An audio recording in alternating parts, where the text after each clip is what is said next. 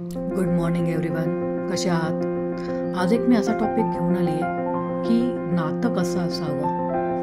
आजकाल रिलेशन्स हे फक्त नावाला राहिलेले आहेत. तर नातं सन्मान देणारं असावं, अपमानित करणारं नसावं.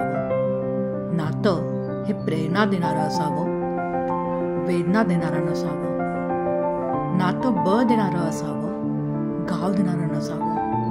नातं मदतीचा हात देणारं असावं, पाय ओढणारं नसावं. नातं साथ देणारं असावं, विश्वासात घात करणारं नसावं.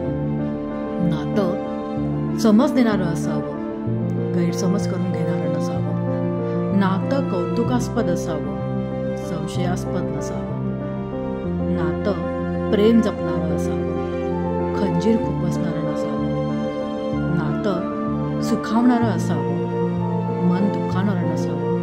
नातं कुठलंही असो, पण ते नातं मात्र कायमस्वरूपी असावं, सोडून जाणार नसावं. ह्याच्यामध्ये आई बहीण भाऊ, जे काय आजी आजोबा, जे काय नाती आहेत, ह्याच्यामध्ये दाखवलं गेलेलं आहे की नातं हे कसं असावं आणि कसं जपावं. पण हे आजच्या काळात नाही जपत.